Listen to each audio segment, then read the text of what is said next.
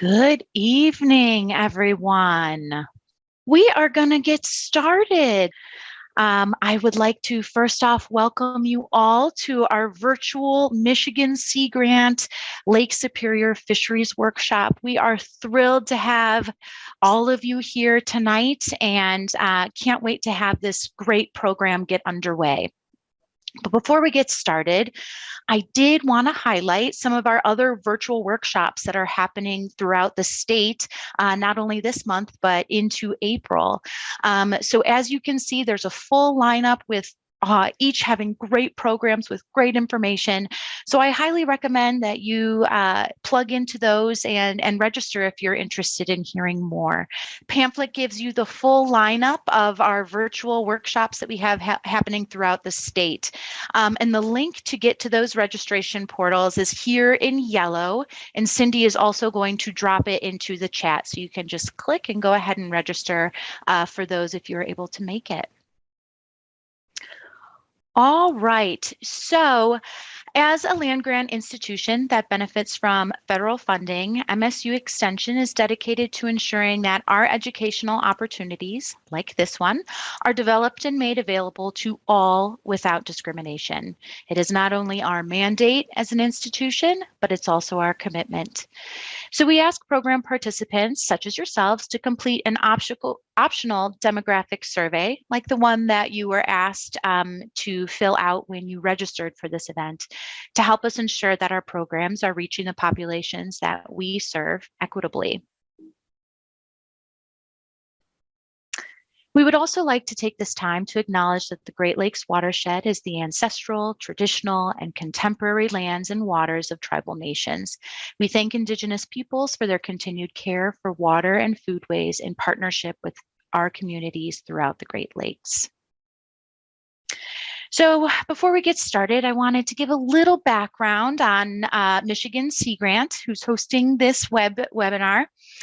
So Michigan Sea Grant is a collaborative effort between the University of Michigan and Michigan State University Extension, and is part of the National Oceanic and Atmospheric Administration, NOAA's National Sea Grant network of 34 university-based programs, of which we are one. Michigan Sea Grant supports research, outreach, engagement, and educational opportunities like this one to enhance the sustainable use of Great Lakes resources in their many forms, benefiting the environment and quality of life for Michigan, the Great Lakes, and ultimately our national economy. With extension educators located across the state and covering all coastal counties, we're able to address emerging issues or areas of interest for Michigan residents as they arise. So you can take a look at this map. Each red dot shows where we hold offices, and then you can see that all the coastal counties are covered by one of our extension educators. So we can really address those needs as they arise from our communities all across the state. With that, I'd like to have the 3 extension educators that serve the Upper Peninsula and the Lake Superior Basin introduce themselves. And I'll start because I have the mic already. I am Martha Gehrig. I serve the Central Upper Peninsula. I have an office here in Negaunee and Marquette County, as well as in Escanaba. And I span the gamut as far as my focus areas, but I do target some elements of environmental change and coastal resilience, and so serve those needs across the state. Now, I'd love to turn the mic over to my colleague in the Western UP, Dr. Lauren Jaskovich. Lauren, if you are on, you can take the mic. Yeah, good evening. My name is Lauren Jaskovich. I'm an extension educator in Western UP. I've been with Michigan Sea Grant for a little over 2 years now, serving out of Hancock in an extension office, but then also have an office in Houghton at the Great Lakes Research Center at Michigan Tech. And my background is mostly in aquaculture or fish farming, as well as I work with commercial fishers, tribal fishers, and seafood processors across the state as well. Thanks, Lauren. Lauren offers a lot of expertise to our group, and we are thrilled to have her up in the UP. Thanks, Lauren. And we also have Elliot Nelson covering our Eastern Upper Peninsula. Elliot, if you are on, you can take the mic. Hi, I'm Elliot Nelson. I'm based out of Sault Ste. Marie at the Center for Freshwater Research and Education at Lake Superior State University. I do a variety of aquaculture work, K-12 Great Lakes education, as well as some tourism work. So happy to be here, and thanks, Martha, for putting together the workshop tonight. Thanks so much, Elliot. Happy to have you on.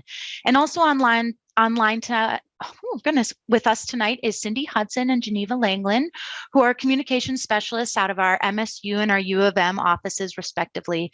They're instrumental in helping events like this run smoothly, along with everything else within our program.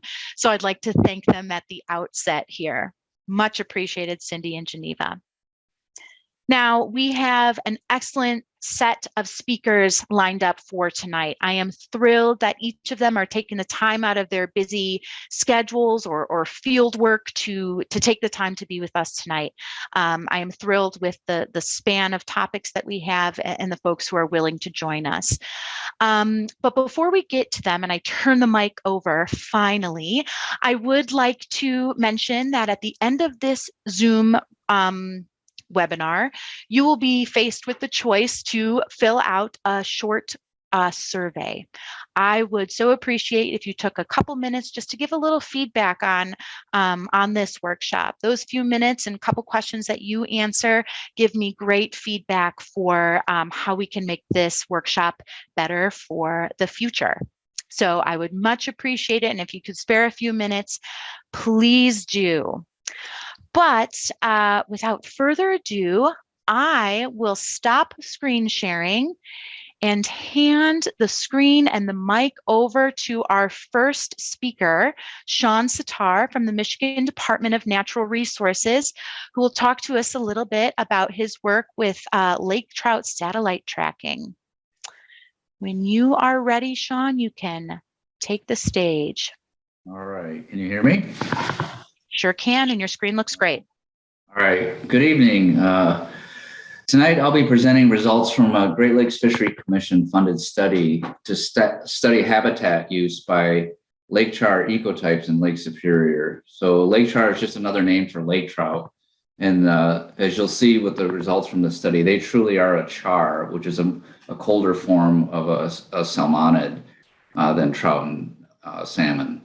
So we looked at depth and temperature occupancy of lean, redfin, and Siskiwet lake char in Lake Superior using pop-up satellite archival tags, or PSATs. So before I move on, let me just describe the lake char ecotypes in Lake Superior. Lake Superior is the only Great Lake with 4 extant or existing subspecies or ecotypes of lake char. There's the Siskiwet, which is the most dominant form. There's the lean form, which is the common form known throughout the Great Lakes and what people think of as a lake trout. There's the recently documented redfin form, and then there's the small, more of a dwarf form called the humper that lives in offshore seamounts or island areas. So these ecotypes are differentiated by body shape, fin size, head size and shape, eye size, and also lipid content. Recently, we found that red fins had the lowest levels of intramuscular fat content, and Siskiwets had the highest. In fact, we've measured them over 80% in Siskiwets, and they're also vernacularly called the fat lake trout. Leans and humpers are actually intermediate, and they tend to have low lipid content. And they also are differentiated by where they're distributed in terms of habitat. This here. So leans are known to be the shallowest form, and they tend to inhabit waters less than 80 meters or less than 250 feet. So I'm going to be using metric in this talk. So meters multiplied by 3 if you can, or I'll try to remember to use the English system.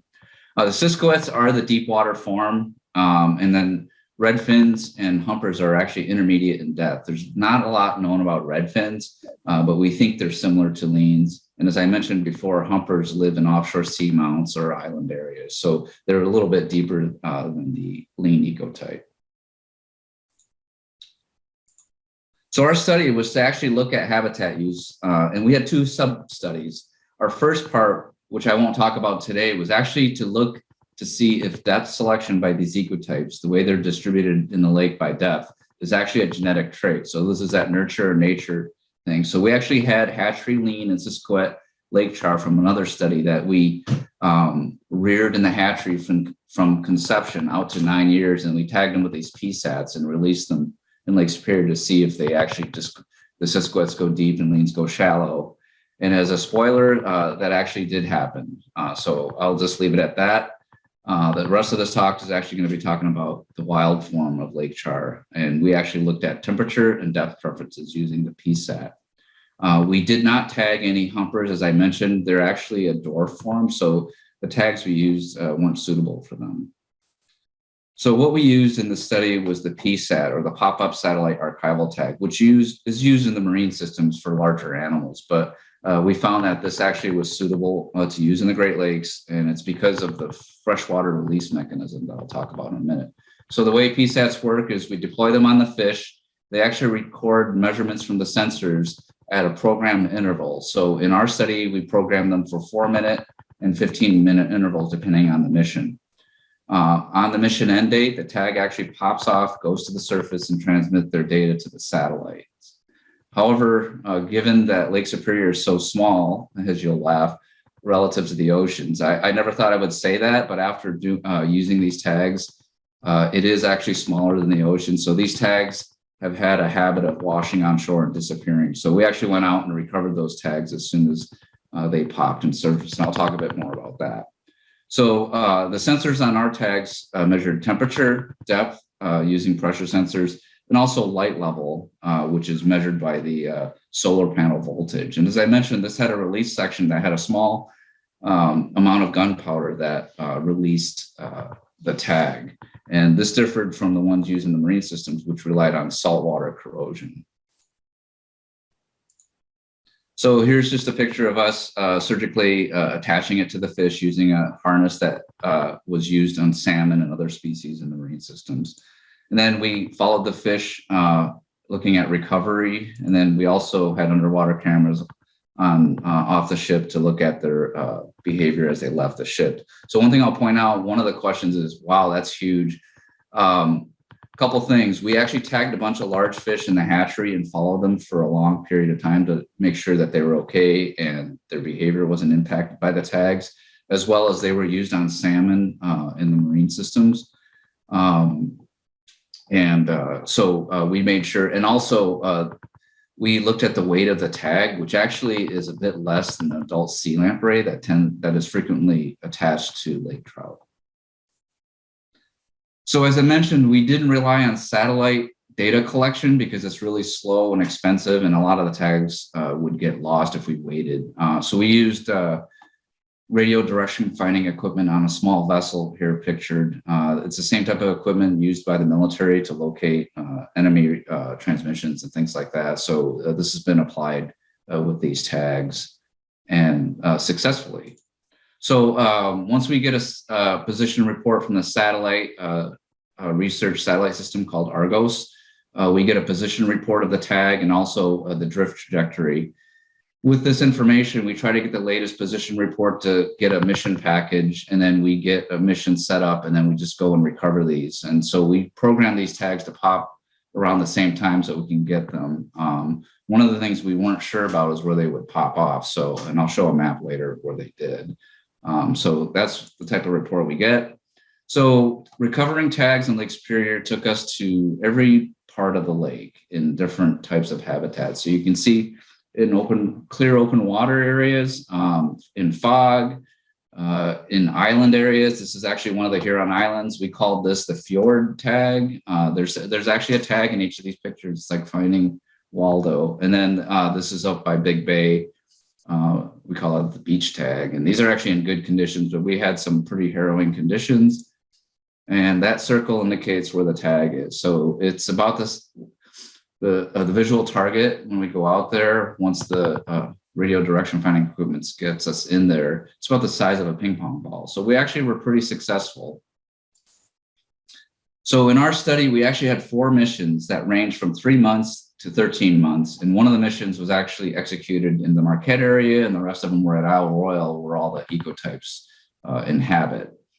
And in all of the missions, we deployed 69 tags. We recovered 39, and we ended up with 34 functional tags. So we did have a lot of tags that went what we call MIA, that never reported and just went missing. We had tags that surfaced and then we couldn't get to them and then they disappeared. Then we had tags that were recovered that just never worked. So there was a whole suite of issues, but we actually had quite a few tags, around half returned to generate an understanding of the habitat use. So this is just a map of the two deployment areas, Isle Royale and Marquette area. Most of the tags around Isle Royale actually surfaced at Isle Royale. This map does not show you where the tags ended up, which was pretty crazy. The Marquette tags actually seemed to pop further away from Marquette. And again, they were all over the place. So it gives you an idea of movement dynamics in these fishes. So this is an example of the data that we actually get from the tags. So this is a depth profile of three of each of the ecotypes. The top is the redfin, the middle is the Siskiwet, and the bottom is the lean. And the axis is depth in meters. And again, just multiply it by 3 to get depth in feet. So the green rectangle here represents 80 meters of depth, or what we would think is the lean lake trout habitat. So leans tend to be distributed 80 meters or less based on previous findings.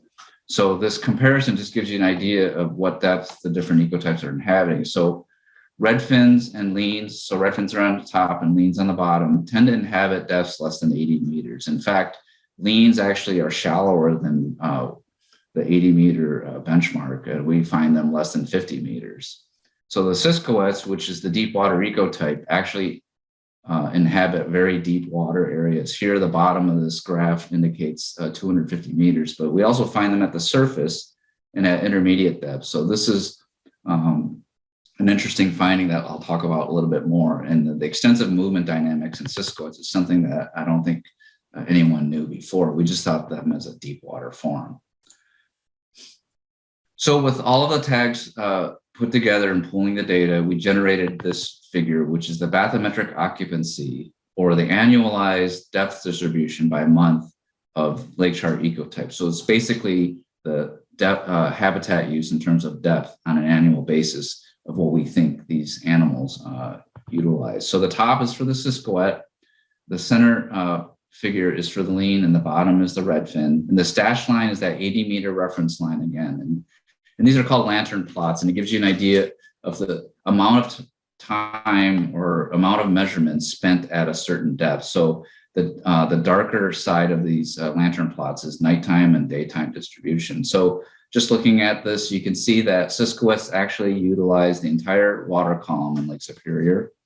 Leans and redfins actually use a very small margin of the depth or the water column in Lake Superior. Leans actually are inhabiting overall on a monthly basis depths less than 50 meters, although they do venture into deeper water here shown by these lines. We did not recover enough redfin tags and only had enough data to look at summer months, and they're very similar to leans, except that they actually don't go toward the surface as much as leans do, but they're pretty similar in depth distribution. So the most fascinating is the Siskiwet. You can see that most of the time they spend their time in deep water. Most of the measurements, these lantern plots are mostly less than 80 meters, but they do spend a fair amount of time moving into shallow water, especially during the summer months. And in this study, we actually measured depths over 350 meters, but we know that they actually inhabit the deepest spot in the entire Great Lakes at just over 400 meters or 1,320 feet. So similar to depth, we also measured temperatures from the tags.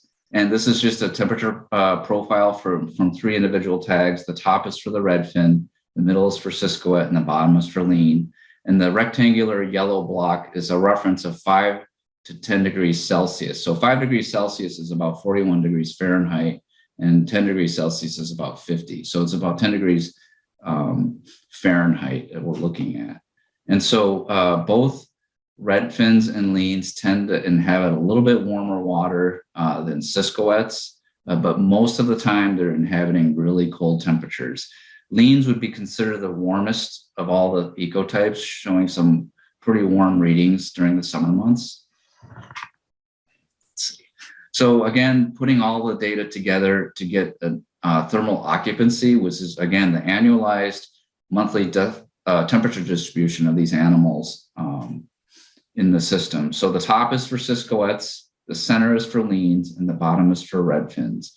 And this is in degrees Celsius. So this dashed line is at 4 degrees Celsius, which is about 39 degrees Fahrenheit. And that's the temperature at the bottom of deep water lakes, freshwater systems, because that's the water's most dense at 39 degrees Fahrenheit. So it just gives you a point of reference of how cold these animals are. So these animals are truly cold water fishes, and Siskoets are the coldest of all of them. So you can see Leans, as I described earlier, are the warmest, and they do spend some time in the warmer waters during the summer months.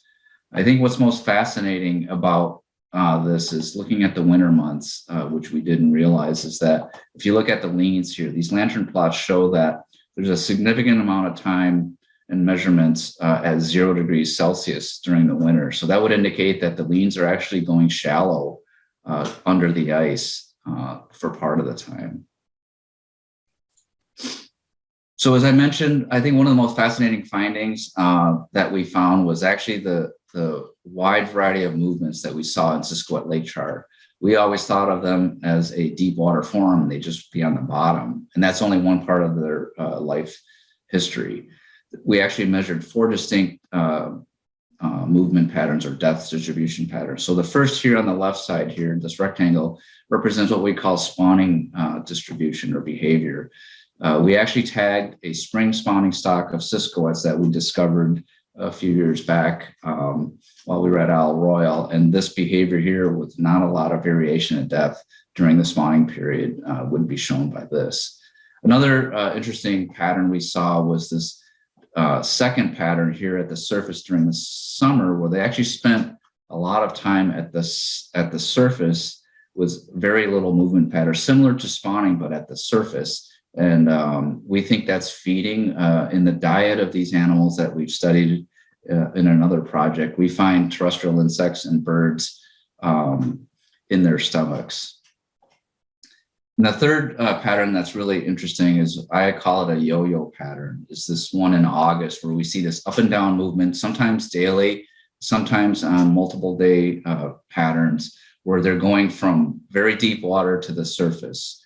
And we think that this is in some of it is following fishes that move up and down the water column, but also I think it's just their opportunistic feeding pattern where they're looking for food on the bottom and at the top. And lastly, this last distribution pattern on the bottom is what we typically think of a deep water form. So this animal was actually on the bottom at around 250 meters and spent a pretty good amount of time in September down there. And again, we have found Siskoets at the deepest site in the Great Lakes. So they definitely enter deep water lake char, but also move quite a bit. So in closing, I just want to summarize what we measured in this study, looking at bathymetric and thermal occupancy, or basically habitat use in terms of depth and temperature of these lake char ecotypes. Leans tend to inhabit waters less than 50 meters or less than 150 feet. Redfins, with the little data we had, generally is a little bit deeper, but less than 80 meters. And Siskoets are the deep water ecotype. Most of their time they spend in deep water over 80 meters, but they do make excursions into shallower areas. So the range of depths we see in Leans are from 0 feet at the surface down to about 130 meters. The redfins were a little deeper, 0 to 150 meters, and Siskoets in this study, we found them from the surface all the way to 360 meters, which is the deepest the tags measured. In terms of thermal occupancy, they definitely are cold water species. Leans are the warmest of all of them. They tend to inhabit waters less than 9 degrees Celsius, just under 50 degrees Fahrenheit. Redfins are colder, less than 6 degrees Celsius, and then Siskoets are the coldest. They tend to spend most of their time less than 5 degrees Celsius, or around 40 degrees Fahrenheit. And with that, I'd be glad to answer any questions. Hope I didn't go too long. Thanks, Sean. That is perfect. I think we have time for one question. So I'm going to go ahead and read one from our chat. John asks, Are the ecotypes of lake trout genetically differentiated, and how much interbreeding occurs between them? That's an excellent question. That's an ongoing research that is actually harder than you think. I work with geneticists, and I'm always complaining to them why they can't tell me how they're different. So I mentioned earlier, our first part of the project where we're actually testing depth selection, that is one way to test genetics. We found that they are genetically different, at least leans and ciscoettes, and this part of the genome that we found differences in are lipid content. So there are some indications that they are genetically different, and there are projects right now to differentiate them. But what I would describe is these are subspecies that are essentially speciating to 4 different species based on habitat. Perfect, Sean. Thanks for entertaining that question. We do have a little leeway at the end of our time here tonight. So if our presenters are able to stay on the line, we can entertain a few more questions at the end. But for now, I think we should keep this train rolling and move on to Kevin Mann with the Fish and Wildlife Service, who's going to be giving us a status update on sea lamprey control for 2021. And I'll mention that he's visiting us from the field, so we appreciate him being able to log on tonight. Kevin, when you are ready, you can take the screen. Okay, so just wanted to say thanks, Martha. Thanks everyone for the invite. I'm more than happy, and I love talking about sea lamprey control, especially for those who are interested to hear about it. So my name is Kevin Mann. I'm actually a fish biologist with the Fish and Wildlife Service and sea lamprey control. I work mostly with barriers, actually. But tonight my talk is going to highlight kind of the sea lamprey control efforts that we had in Lake Superior during 2021. And before I get started, I really need to thank all the partners and everybody that makes sea lamprey control possible in Lake Superior, because it's a beast of a program, and it's a big lake. So just got to recognize everybody that does that, including Great Lakes Fishery Commission, Department of Fisheries and Oceans Canada, and other fish and wildlife, and all sorts of other partners. Too many to mention, actually. So during this presentation, I'm going to quickly cover some fish community objectives and targets that we have for sea lamprey control, and how we're doing actually in relation to those targets. So we had a really reduced 2020 field season due to a lot of COVID restrictions. And so we were sort of able to get back to whatever you would consider normal field season this year in 21. So I'm going to highlight all of those accomplishments that we got done today. And then I'm actually going to also give kind of a preview about what we're looking at doing in 2022 in Lake Superior.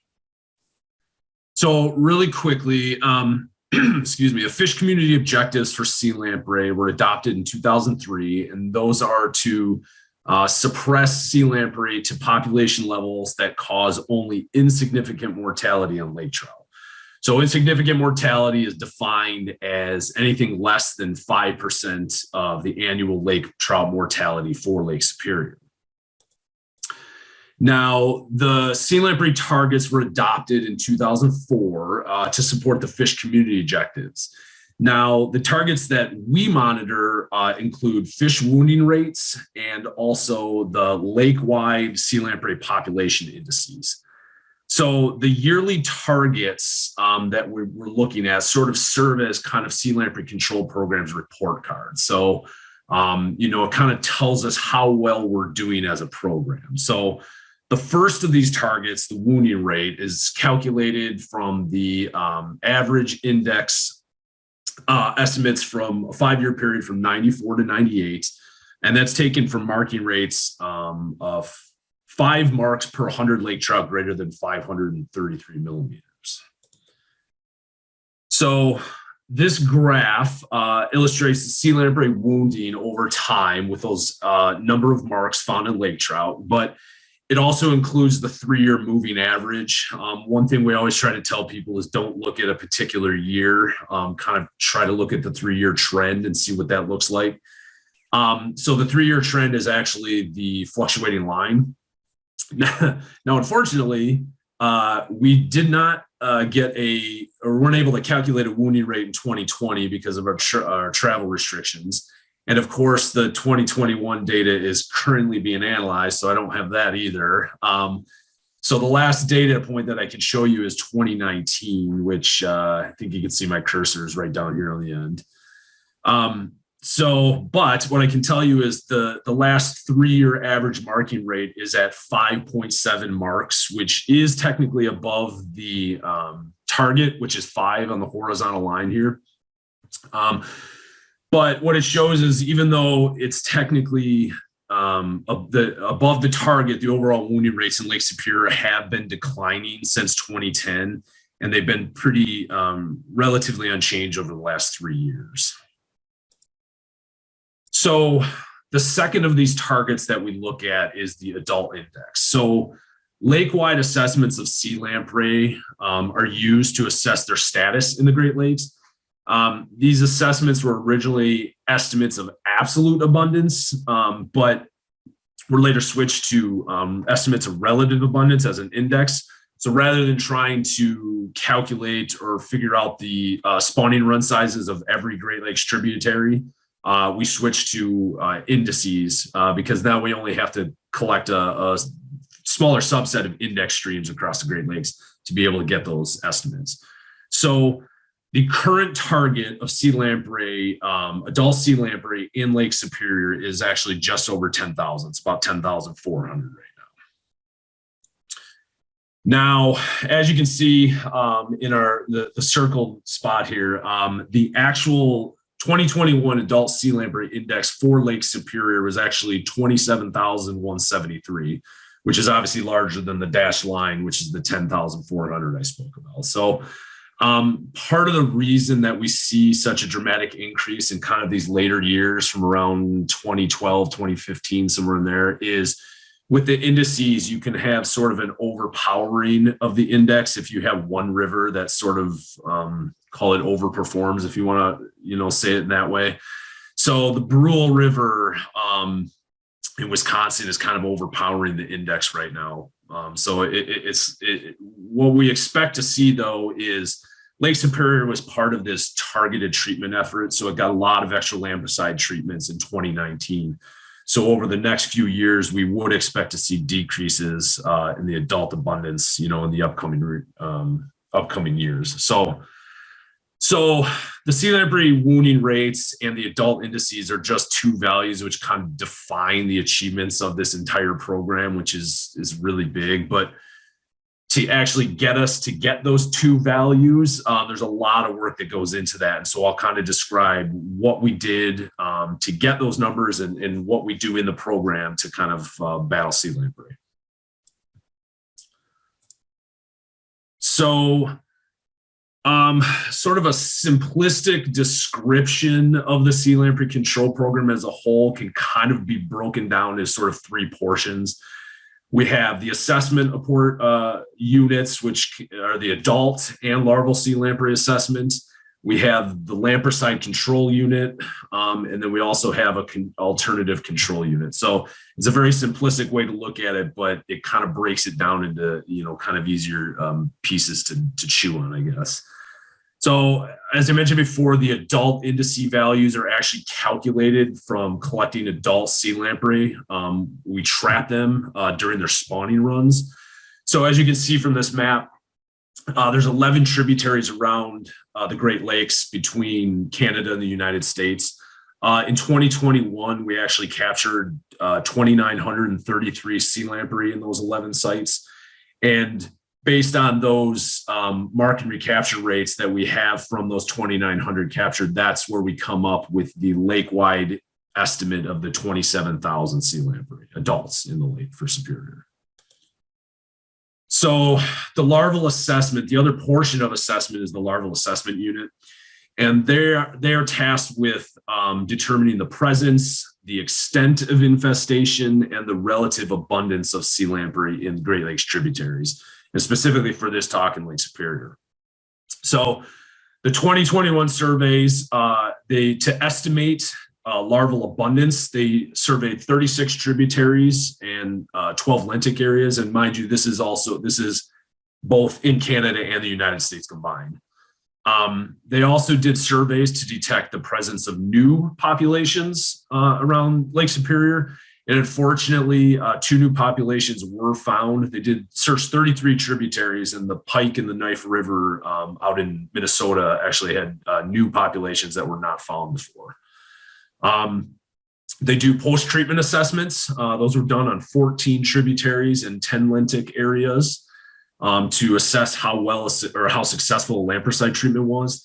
And they also look at barrier effectiveness. So we have barriers that we consider blocking structures, and we need to know if sea lamprey have gotten by these barriers. And they looked at 2 tributaries this year, or excuse me, in 2021. And luckily, both were found to be effective in limiting sea lamprey movement upstream. So once the larval assessment crews identify the locations and abundance of sea lamprey, the lampricide control unit is tasked with eliminating them, right? So lampricide control is probably the highest profile portion of the sea lamprey control program that we have. It's probably what we're most likely known for, or people associate with sea lamprey control. So I've highlighted in the red here. In 2021, the lampricide control units in both US and Canada treated 16 tributaries and 7 lentic areas. As you can see, a majority of those were actually in the United States last year, or were done in the United States, excuse me. So just one thing to highlight with the lampricide control. So COVID restrictions, travel restrictions in 2020 really hindered us. As it did most people. And the Bad River, which was supposed to be treated in 2020, was deferred and it got treated in 2021. And so what we found were it contained very high densities of both larval and metamorphosed sea lampreys, or parasitic sea lampreys that are about to move out into the Great Lakes, into Lake Superior, and feed on fish. And so it's just a good example of what happens when if treatments have to get deferred. It just shows that sea lamprey are very prolific, and you sort of need to kind of keep your foot on the gas pedal, I guess, in a few of these streams. So the Bad River is a big one.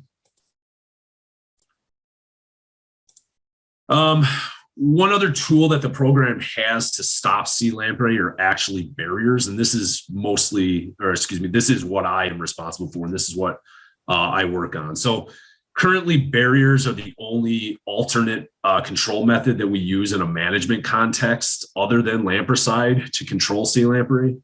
So within the barrier program, we focus on operating and maintaining barriers around the Great Lakes. We want to ensure that sea lamprey migration is blocked with these barriers. And when and if possible, we do occasionally construct new structures, construct new barriers and streams where it's been shown to be cost-effective alternative to lampricide treatments. But it also needs to be compatible with that system's watershed plan. You know, we just don't go dropping barriers in everywhere, obviously. So within Lake Superior, the sea lamprey control program has 11 purpose-built barriers, and those are barriers that were built specifically to block sea lamprey. We have 7 what we call GLFC modified barriers, and those are existing barriers which either have been retrofitted or altered to add a sea lamprey blocking component, but were actually not built specifically for that purpose originally. So we're sort of just retrofitting a few. So there's 18 of these around the Great Lakes that we maintain and monitor just to make sure that they're still blocking. So another thing that we do is the barrier program is also there to keep their eyes on barrier removal projects around the Great Lakes. So in 2021, in Lake Superior, we reviewed we had consultations for 9 barrier removals to determine if they would impact sea lamprey blockage in Lake Superior. Another aspect of the program is to conduct annual barrier inspections. So any barriers that we consider important to the program, we want to continue to monitor them. And so we do inspections. I say annual inspections, but they're not actually annual. So we have a 4-year rotation around the Great Lakes where we go out and assess these barriers to determine if they would still block sea lamprey in their current condition. So we didn't do any in 2021 in Lake Superior because it wasn't in the rotation, but they will be back next year in 22 to do these inspections. There's approximately about 100 that we try to monitor around Lake Superior. And lastly, we have it's called BIPS. It's our Barrier Inventory and Project Selection System. It's basically our barrier database. And we use that to update and keep tabs on, these projects around the Great Lakes that are important to us. 3 of them right now that we have going on in Lake Superior on the Bad River in Wisconsin, the Ontonagon River in Michigan, and the Neebing River, in Ontario. We're in talks with partners about building new barriers on those rivers. And, we continue to have the conversations and see if we can be successful in doing that. So like I said, I'll just run through this really quick, just kind of give a list of what we're good planning for 2022. So the larval assessment units are going to be busy in 22. There's about 190 tributaries and 60 lentic areas that they need to survey, or they plan to survey this year. So Lake Superior is going to be in the targeted treatment focus in 23. So they need to do sort of all the pre-work the year before to make sure that they find all of the lamprey that they need to do when the heavy treatments come down in 23. And we will continue to trap those 11 tributaries that I showed before to get our adult index. So we'll continue to do all 11 of those again in 2023, or 22. The control unit plans to treat 40 tributaries and 12 lentic areas in 2022 between Canada and the United States. And Lake Superior actually has the most treatments planned for all of the Great Lakes in 2022. So I think I've gone a little over, but just my last point is the sea lamprey control program has a lot of moving parts, and there's a lot of dedicated employees and partners. And I've really only scratched the surface, and I went really fast because I try to get it all in. There's a lot to discuss, but this program cannot be done without the hard work of all of these partners and employees and stuff like that. So we just need to thank them every day. And with that, I will take any questions if we have time. We do have a few minutes. We have a couple questions in the chat, but people can feel free to raise their hands as well. I'm going to start with John's second question here. So Kevin, thank you, first of all. And John asks, what can you tell us about the specificity of or target effects of lampricides? Also, do lamprey return to rivers in which they originate? So I have to apologize. I am not a lampricide control individual, but what I can say is lampricides are in the right concentrations and the right conditions. They are very specific to lamprey. Now, the control program spends a lot of time and a lot of effort maintaining and making sure that the treatments that they are doing are killing sea lamprey. And I should say lamprey, because they cannot specifically target sea lamprey rather than native lamprey as well. But when done right, and they do it right very well, they do target lamprey. Now, as far as lamprey returning to the rivers, lamprey don't necessarily return to the same river in which they respawn. What they do search for is they look for a signal from other lamprey. So, I mentioned the Bad River, that there's a lot of sea lamprey in that river. And so they, as lamprey return during their spawning runs, they search for pheromone, and there's a lot of pheromone and a lot of signal coming out of those rivers. So that's basically what they're searching for when they come back into rivers. So it's not specific to where they've originated, but rather they look for areas that have a lot of signal coming from other lamprey. Your last question, yeah, there is discussion of genes, working with genes and stuff like that. That is beyond my scope, and I know it's a tricky subject because there has been a lot of discussion of native lamprey versus sea lamprey, and technically sea lamprey are native to the Atlantic Ocean. And so That one is a bit above me, but if people wanted to, I could ask around and find out, but I don't know if I have a good answer for that. And I'll answer the last one. So lamprey pheromone have been identified. It's 3-kpzs. Again, this is beyond, I'm a barrier guy, so this is a little bit beyond me, but there's a lot of research that's being done at universities, Michigan State, USGS does a lot of research on this. And so some of the stuff that we work with the researchers is they do sort of use both antagonists and pheromones to sort of pull animals into traps when we try to trap them as adults, but also try to push them away from areas that we don't want them to go to. So they've been doing that for a long time now. It's just very complicated and it's very expensive to recreate. So it's kind of an ongoing process, but yes, they have identified quite a few pheromones and they're still identifying more. So I don't know if there's any other questions. I don't know if I answered all those well. Sorry. You sure did. Thanks, Kevin. John had a great question above, but what I'll say is either you can go ahead and type your answer in the chat, Kevin, and I think Sean may be able to contribute because it's kind of a compound question. But in the meantime, we are going to go ahead and move on to our next presenter. Jason Ross with the Fish and Wildlife Service is going to give us a little update on aquatic invasive species detection. Jason, I will let you take the screen and the mic when you're ready. All right, so thank you very much for having me. Again, my name is Jason Ross. I am a fish biologist with the U.S. Fish and Wildlife Service. I am based out of Ashland, Wisconsin with the Ashland Fish and Wildlife Conservation Office. And maybe a couple pictures here to kind of point out that I thought were kind of neat. In Marquette, we caught an American eel, and that was one of the only American eels I've ever handled, so that was kind of neat. And one of our fyke nets here, I believe that was 2019 or 2018. But before I get too far into the weeds here, I do want to take a second to acknowledge and recognize that the work that we have done across Lake Superior is an aggregate of all of our partners, and a lot of effort has gone into the brief summaries that I'm going to be showing here at the end here.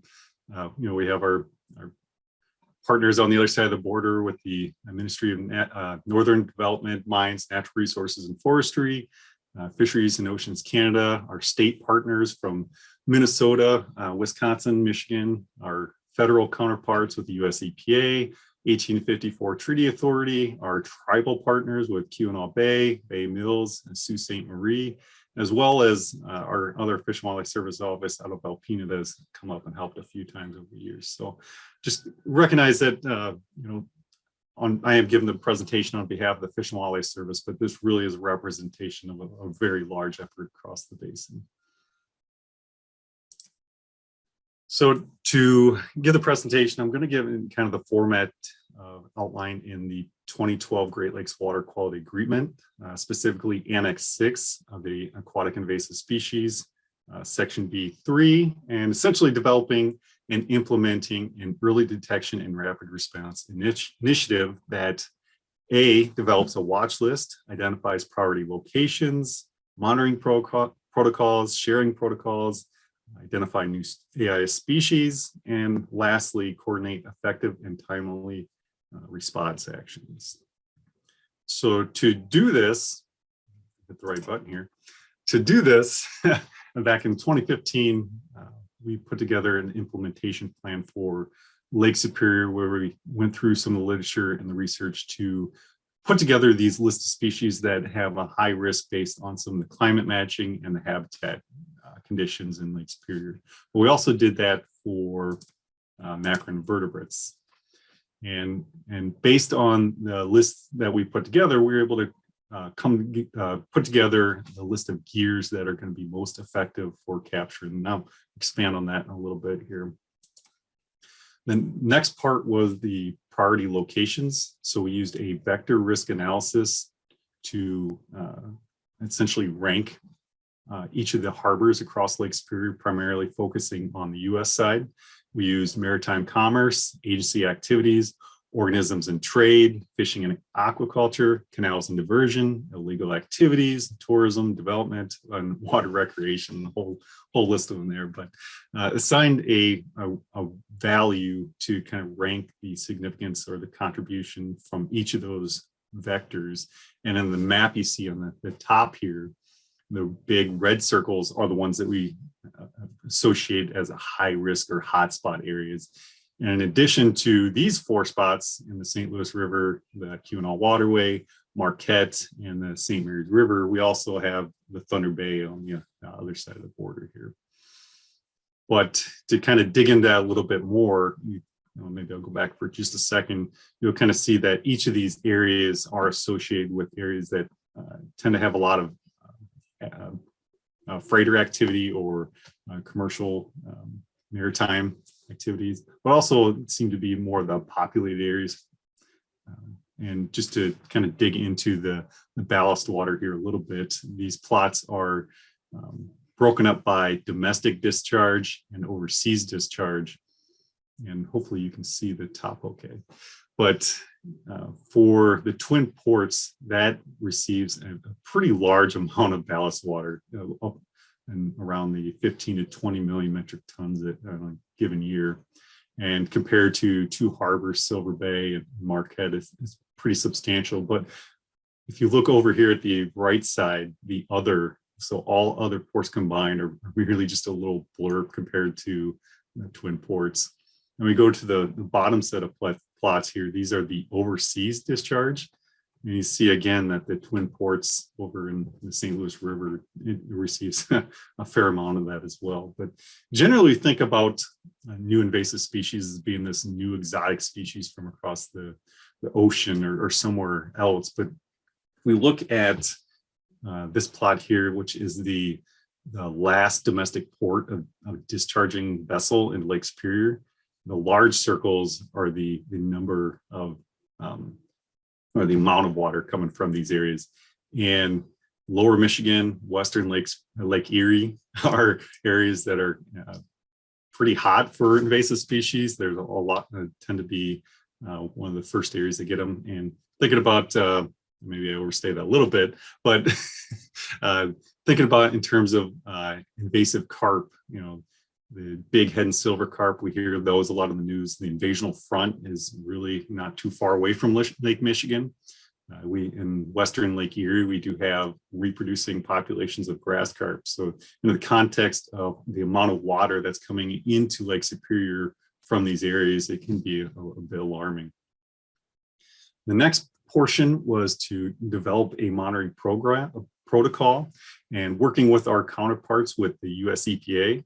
We work to refine our monitoring program to maximize the detection of some of the rare species as kind of a surrogate for a potential new species. We use this multi-gear approach where we have multiple gears covering multiple habitats to help maximize the detection. For fish, it's a little bit more refined. We have 40% fyke nets, 40% electrofishing, and 20% bottom trawls. Inverts is a little bit behind in terms of the resolution for the monitoring program, but based on Trebitz et al. 2009, identified that we should be targeting our gears with over half of that going, or about half of that going towards shallow vegetated areas, with some kind of combination of effort going towards shallow open or deep areas. And in the next few years, we're going to really dig into evaluating the combination of rock bags, sweep nets, and ponars to see what combination of those gears best improve our detection of some of those rare species.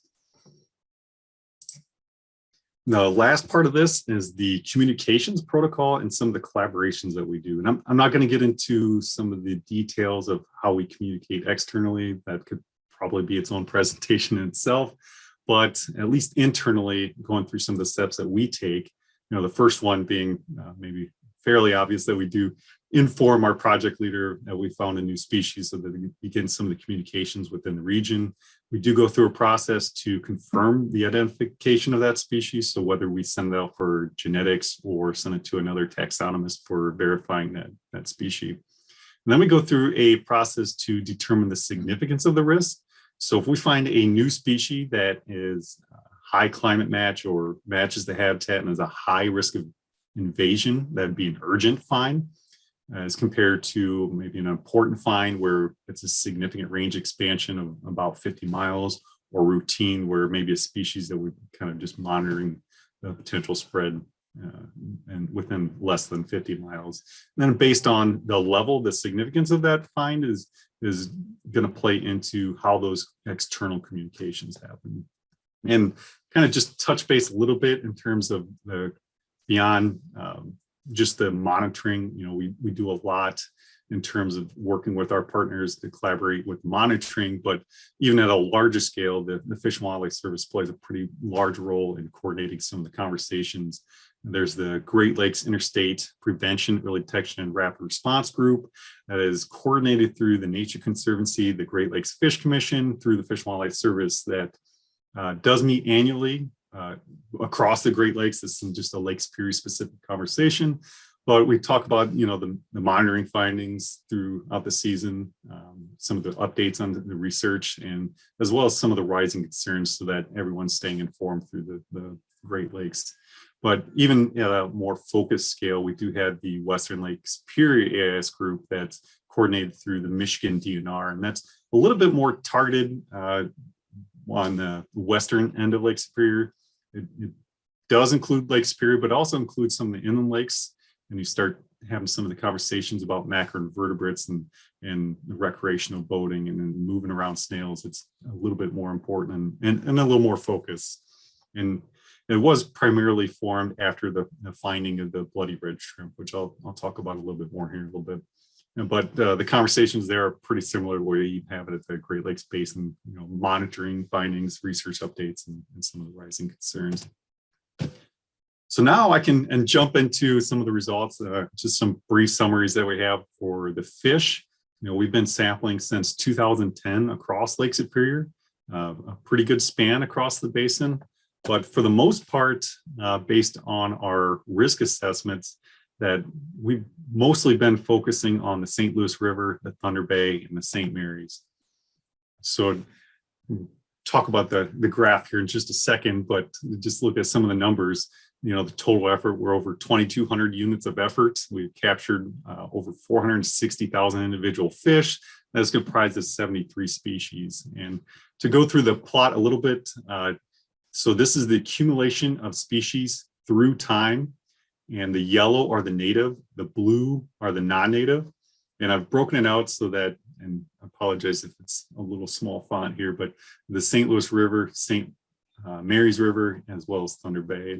And we can see kind of at the beginning, for the most part, as you start in these areas, you have this kind of sharp increase of the accumulation of species, but then through time, it flattens out here in the center here.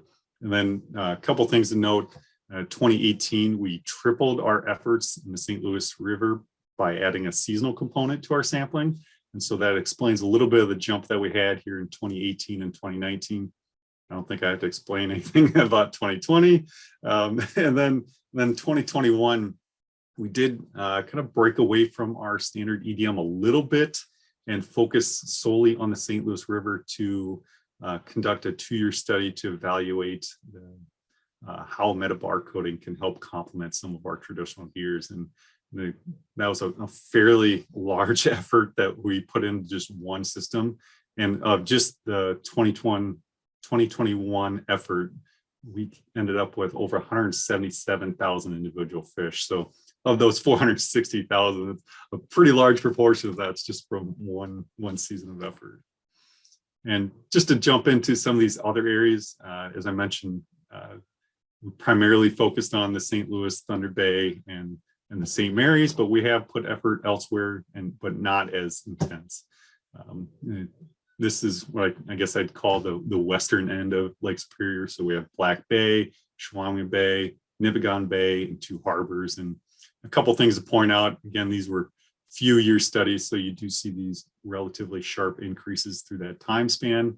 And we jump over to the Central Basin, where we have Huron Bay, Keweenaw Bay, Keweenaw Waterway, and Marquette. Again, a little shorter duration of time spans, And within the first few years, again, we have a relatively sharp increase in accumulation. Maybe we start to plateau after 4 years. It's a little hard to tell with a short time span. And just to kind of point out quite a bit less effort as expected in the totals here. And one other thing I kind of want to point out with these plots that you notice is even though these aren't our highest priorities, we still try to, when we go to a new area that's a risk of a new invasive species, I would try to spend a little bit of time there because we recognize 1 year is not enough. And after we're there for a few years, it gives us a little better idea of what's going on. So just kind of a quick recap or summarization of what those numbers are. We're just over 3,100 samples for Lake Superior fish. That's over 500,000 individuals and comprised of 80 species. So a pretty large aggregate of individuals and effort. We have a fairly decent group of non-native species we captured over time. A lot of these look pretty familiar. Some fish that are introduced for recreational purposes, but in some other species that we're pretty familiar with, like the round goby and alewife. A couple of the significant finds that are worth noting or talking about: the white bass. That's one that was found back in the 80s. And then once we went back there in 2015, we found them, and we've been seeing them ever since. So one of the species that's not found anywhere else that I know of throughout Lake Superior is a small isolated population. The gizzard shad, if you notice, is actually not on my list to the right. It's a species that we found in working with the US EPA and refining our monitoring program. And I believe they found an egg and an age 0, and within a publication that recently came out, talks about finding with eDNA as well. So again, another species that's low abundance and relatively isolated, and possible that both maybe white bass and gizzard shad came through ballast water. They're pretty abundant down in Western Lake Erie. But it also could be that maybe white bass are remnants in historical stocking. The force spine is another one that is only found in Thunder Bay that I know of.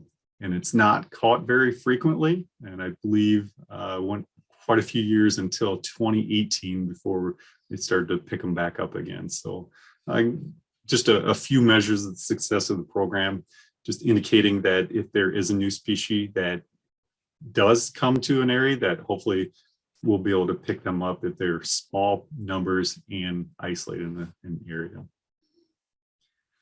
Jumping to macroinvertebrates, you're going to, not without going through a whole lot of details of what marine monitoring means or comprehensive hemimysis in this map, you're going to notice that at least we're focusing on Western Lake Superior. The St. Louis River and the Duluth, or the Twin Ports there, has been identified as one of the highest risk across all the Great Lakes for macroinvertebrate introduction. So as you can imagine, we spend most of our efforts in that area. At least a little bit about the marine monitoring, though. I mean, we do have samples spanning from the St. Louis River up around the Bayfield Peninsula to Ashland. And then we do have a pretty large amount of effort on an annual basis, just focusing on the lower St. Louis. I do not have the 2021 results in yet. We're still having those processed. We do send out the macroinvertebrates to be identified by specialists, a company that does this all the time, and be a little hard for us to train people every year on identifying macroinvertebrates. But overall, with the time span from 2014 to 2020, though, we have just shy of 1,000 samples that make up over 38,000 individuals and 66 species. Just to note that this plot is a little bit different. They're not broken up by area. They're actually broken up by taxonomic groups. And that's because we do not focus on all species for macroinvertebrates. We did early on, and we're getting up around 240 species a year. And the amount of time we spent picking for insect and leadheats, we thought we could allocate that towards the targeted species, since none of the insect or leadheats were on our watch list. But pretty similar to the fish, early on, we go through the process where through time you're accumulating species rapidly early on, and you reach a bit of a plateau. 2017 is when we formalized the process a little bit more in terms of how we're picking and some of the steps we're taking out in the field. With the bivalves, it's probably worth noting, and at least on our list, we have the golden mussel. We do see zebra mussels, but this also does include quite a few the really small, like fingernail clam side, the Basidium, that are not, the keys are not well developed and still continue to be improved. So I think that's part of the reason we saw this big jump in 2020, unless we were really, really efficient that year. But a couple other things, 2017 is the year that we went out and specifically targeted bloody red shrimp, which was on our watch list. And lo and behold, we caught it. We've been catching them for the most part every year since, with the exception of this past year. So just to kind of overview some of the significant finds, as I mentioned, the bloody red shrimp that gained a lot of media attention. Not something that we expected to go out and find on our first run. And the Asian clam is one that has been found previously in the St. Louis River, and we had not found it with our sampling gears until more recently. In 2020, we actually found a pocket of 13 of them. They're a species that are notoriously do not overwinter very well in some of these colder lakes, and we tend to find more dead shells than we do live shells. So be able to find them is in a warm water discharge was not too surprising, but still a pretty small isolated population. And the last one's actually a native species. It's more of an indication of it's not a species that we would expect to find in our area, but to have one show up in our sampling gear just really kind of, again, shows how well we are at capturing rare or species that are in low numbers or rare in a particular area. Just to kind of recap, based on the 2012 water quality agreement, we have developed our watch list. We continue to refine our locations and our monitoring protocols. As I mentioned early on, the next few years we'll be evaluating our invert program a little bit more, continue to refine our sharing protocols. Fortunately, we haven't had to use those too many times in the past here, but and overall we haven't found too many new species aside from the bloody red shrimp. And through those processes, I think we're continuing to improve our communications and be able to work with our partners a little bit more. So with that, I'll take any questions.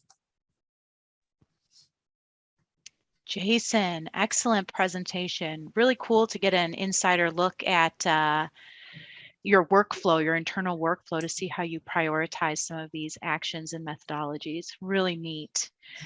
I think to keep us on track here, we will leave any questions that we have for Jason till the end if he's able to stay on. But we will go ahead and move on to our next presentation. We have with us tonight Lisa Fisher from the Michigan Department of Health and Human Services, who will be tag teaming a presentation with Brandon Armstrong with the Michigan Department of Environment, Great Lakes, and Energy. And together they'll be giving us an overview of PFAS detection in the basin. So with that, Lisa, you can go ahead and take over the mic and video when you're ready.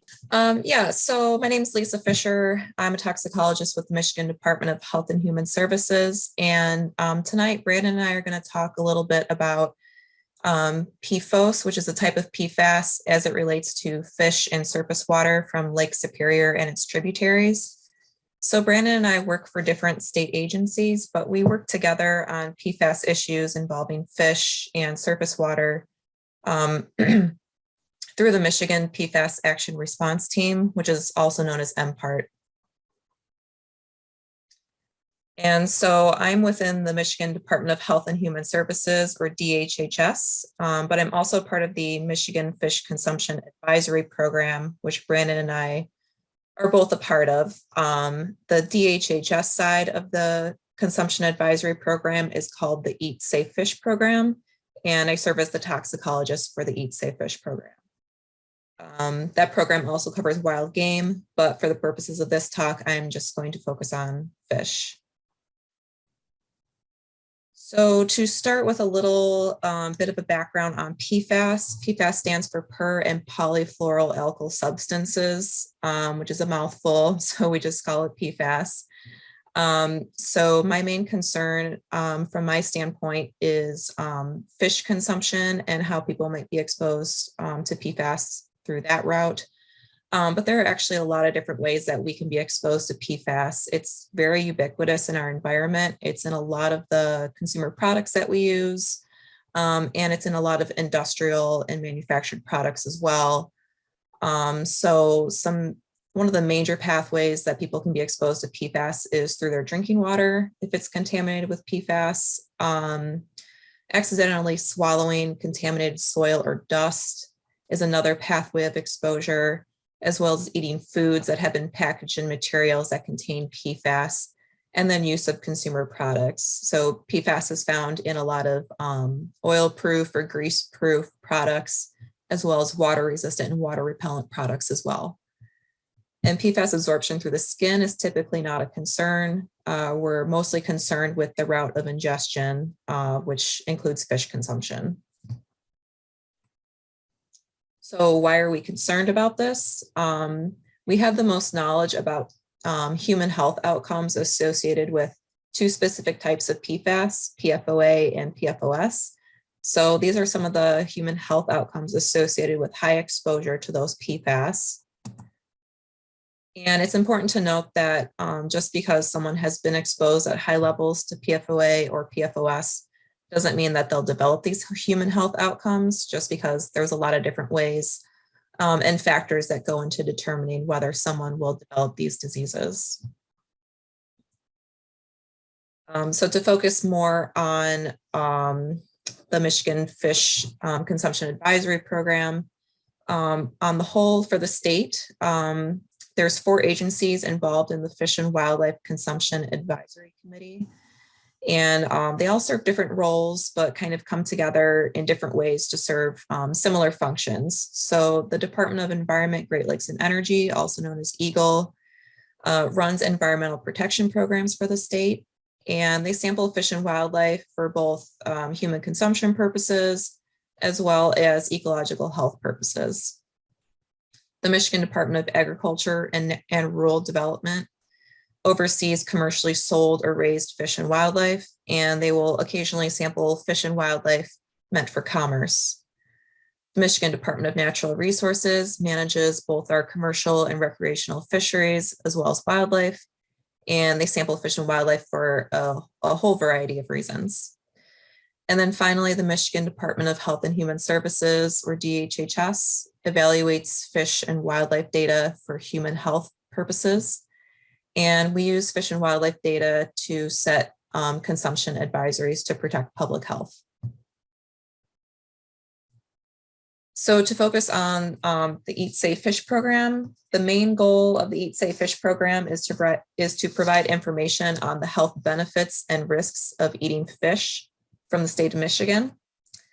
And we provide our fish consumption guidelines in booklets known as the Eat Safe Fish Guides, which are available on our website, along with recommendation sheets that basically have summary statistics of the data that are used to set those guidelines.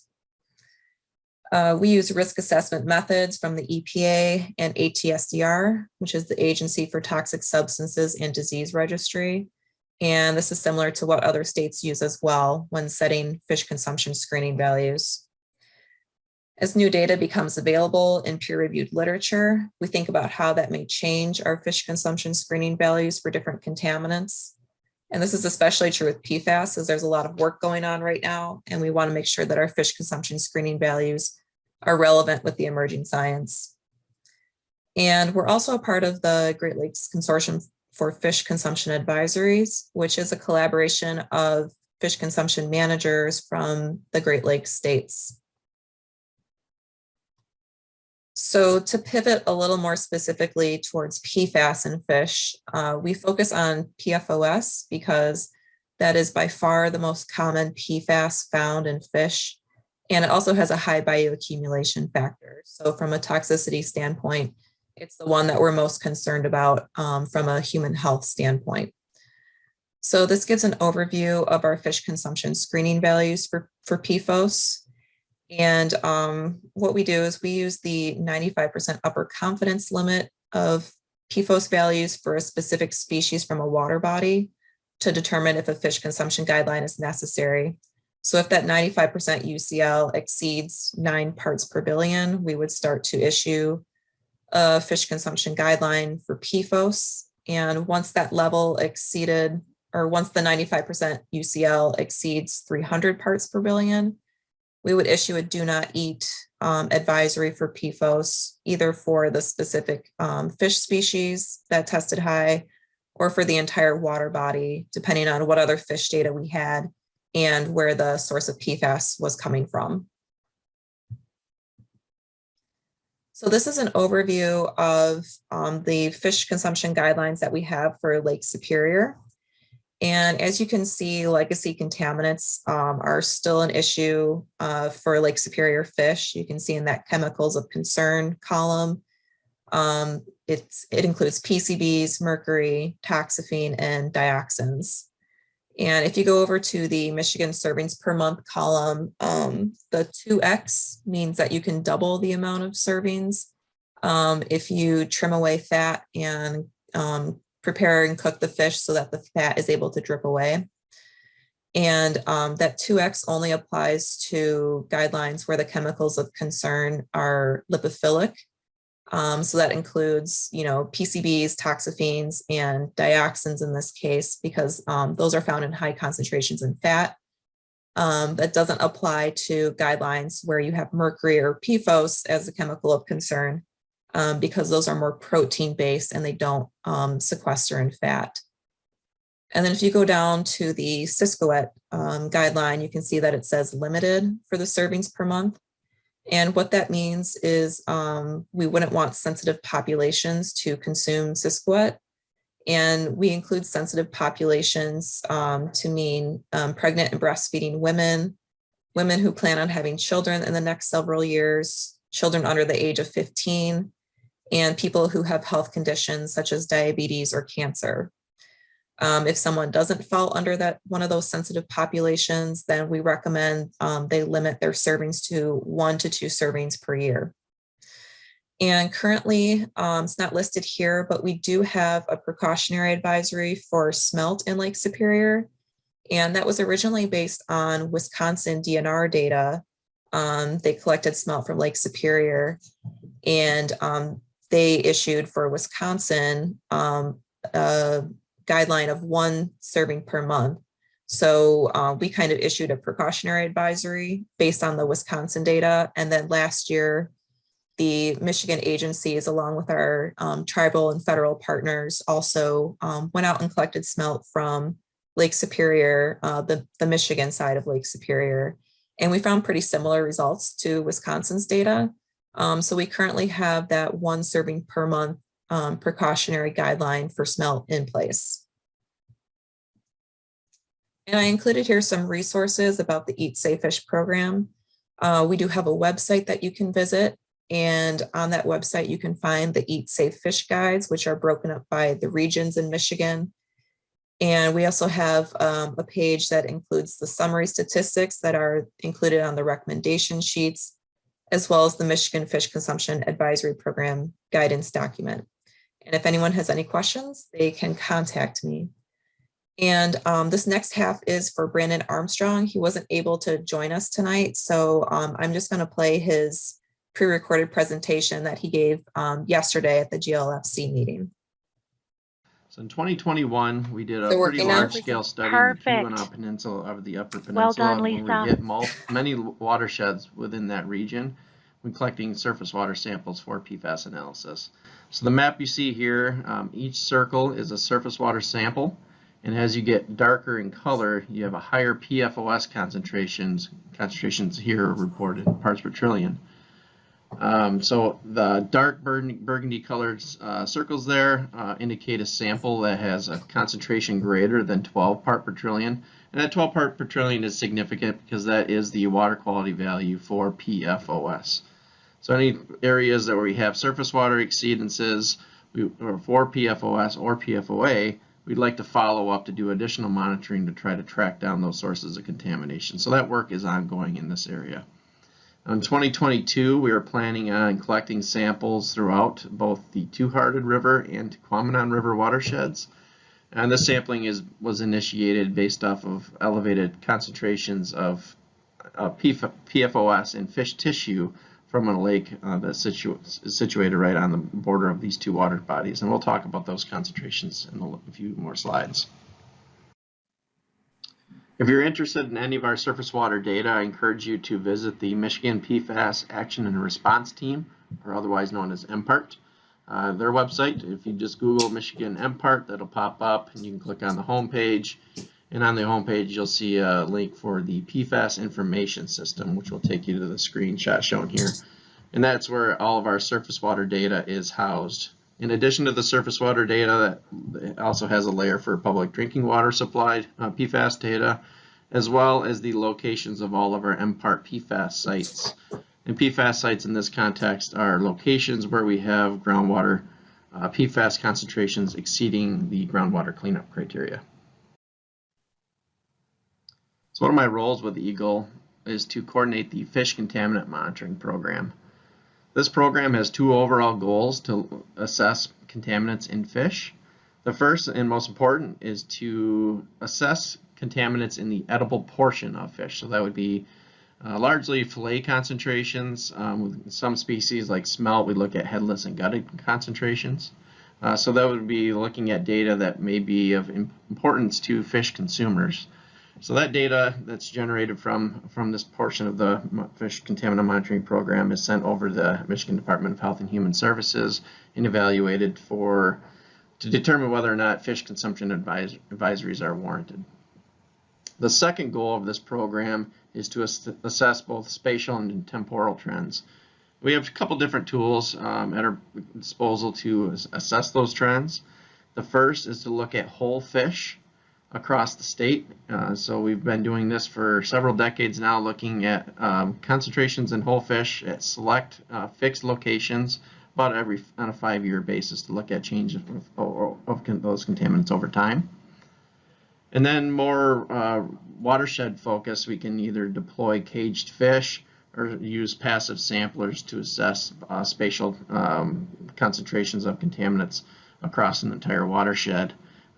Putting cages or passive samplers upstream and downstream of known or suspected sources of the contamination. So in 2021, the state of Wisconsin issued a fish consumption advisory for rainbow smelt from Lake Superior due to elevated concentrations of PFOS that they had observed in samples that were collected the previous year. So after discussions with Wisconsin, we developed this monitoring plan to look at smelt concentrations, contaminant concentrations across Lake Superior from multiple locations.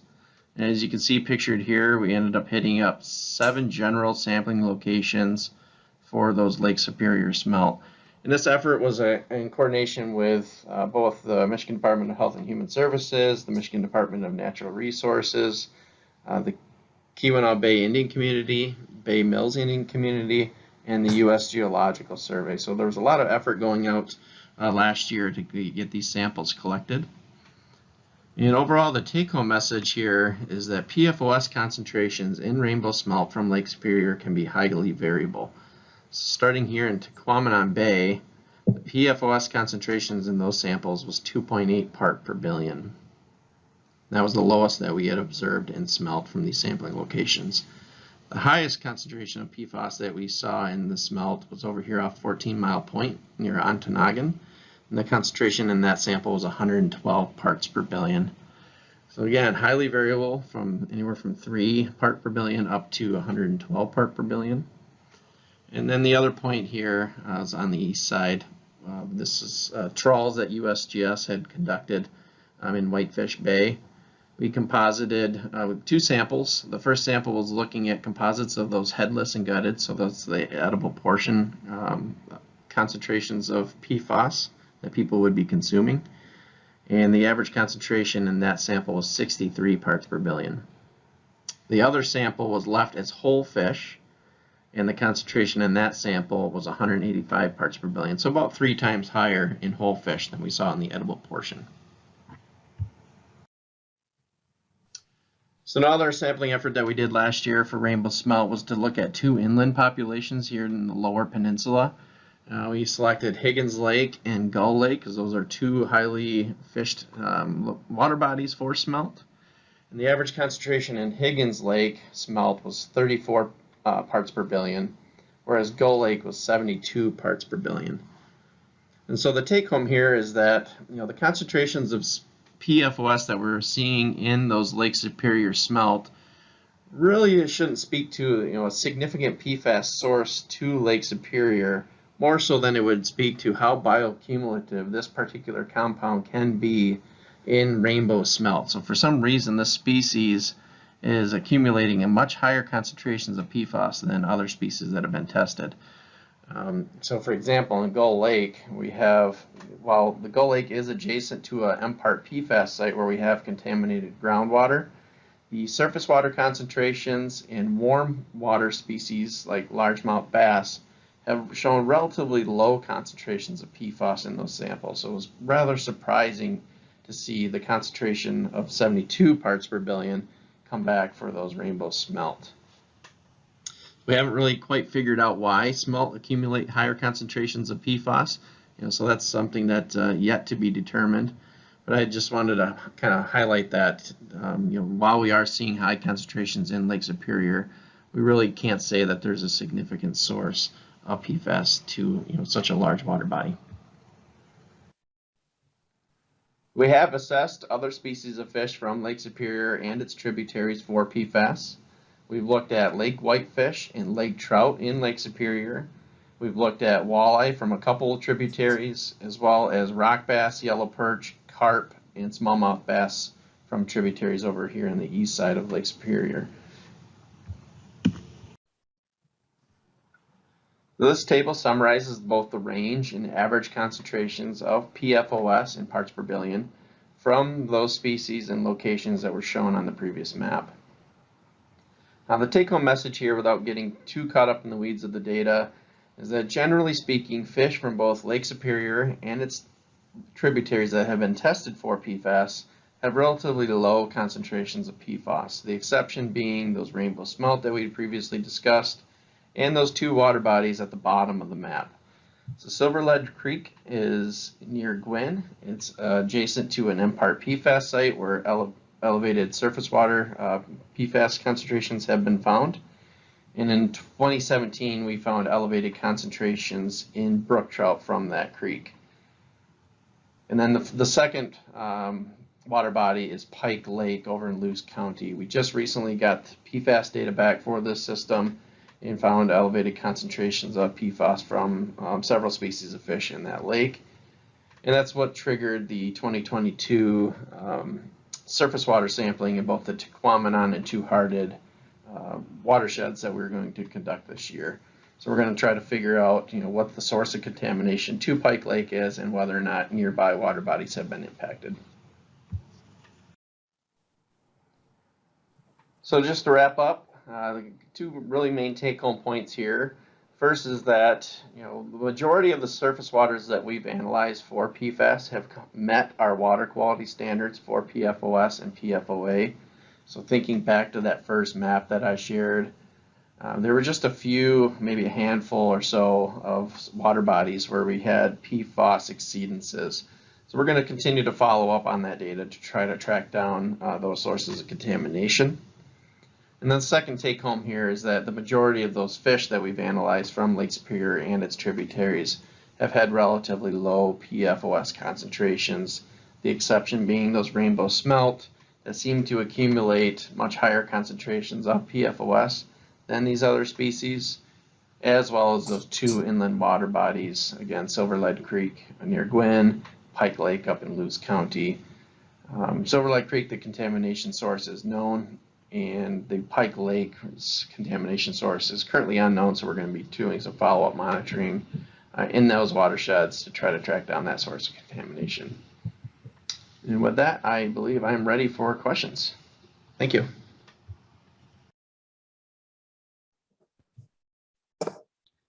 Perfect.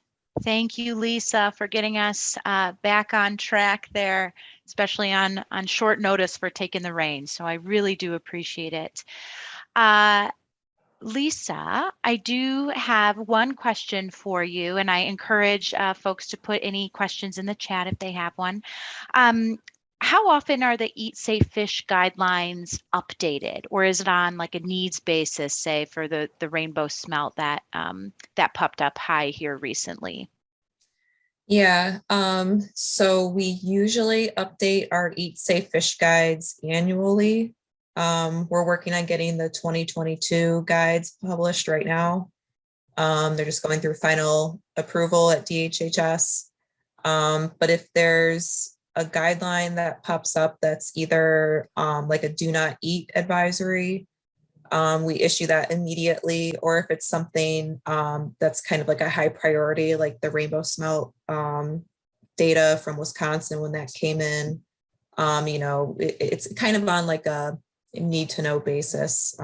So yeah, if there's any updates to that that are important, we issue those immediately.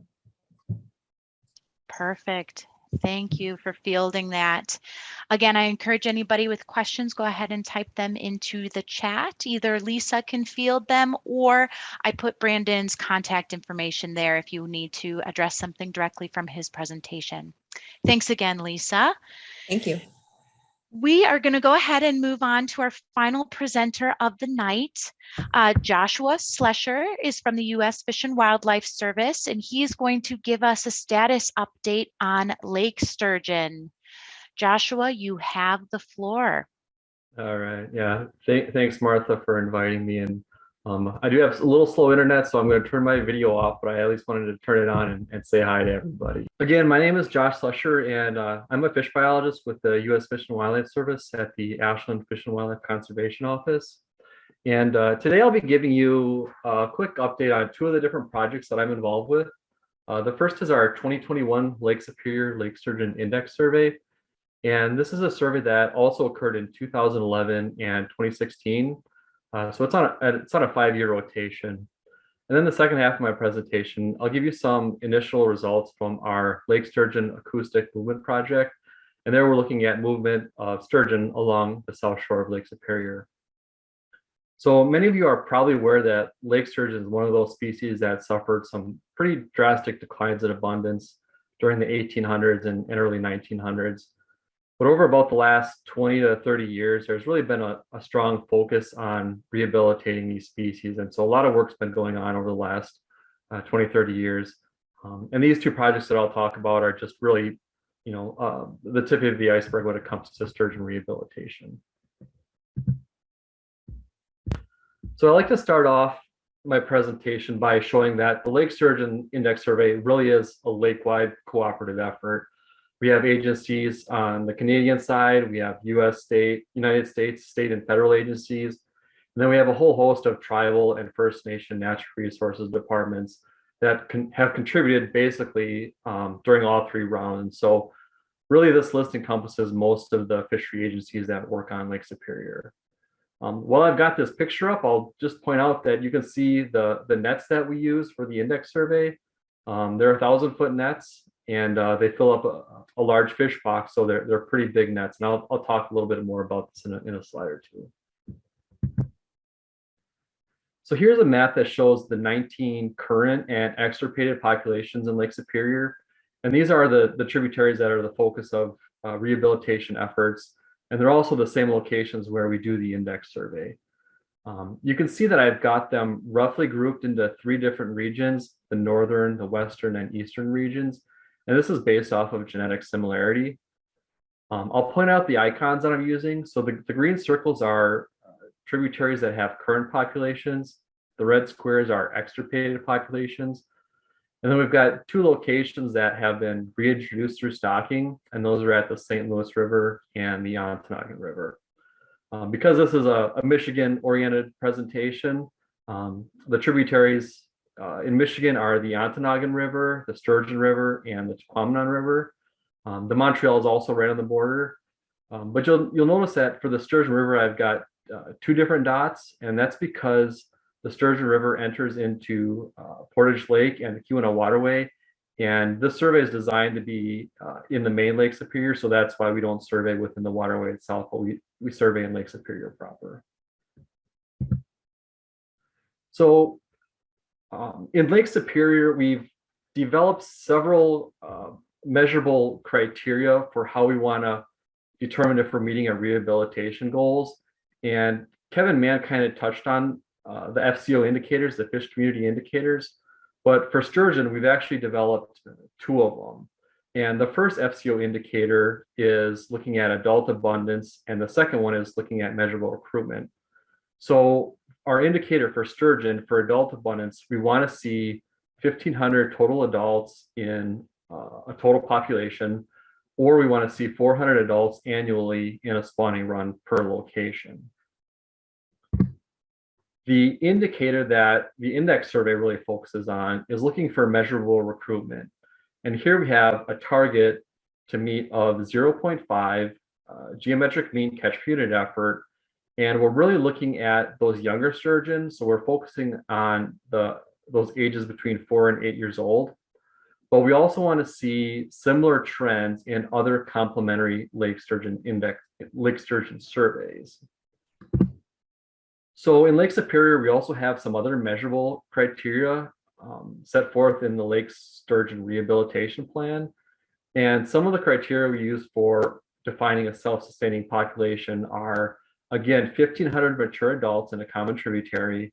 We're looking for equal sex ratios, 20 plus adult year classes. We want to see evidence of annual recruitment and measurable recruitment of those ages 0 to 5. And we also want to keep annual exploitation at less than 5%.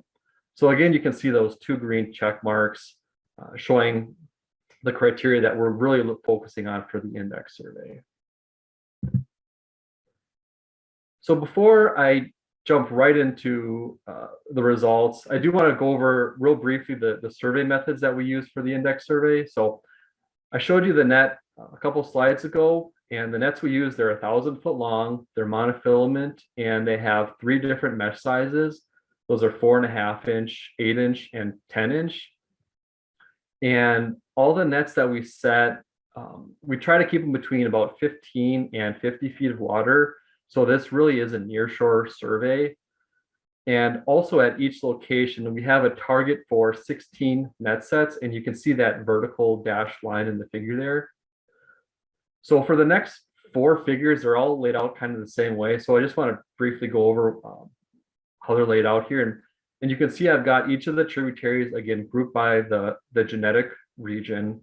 And then from top to bottom, I've got the years 2021, 2016, and 2011.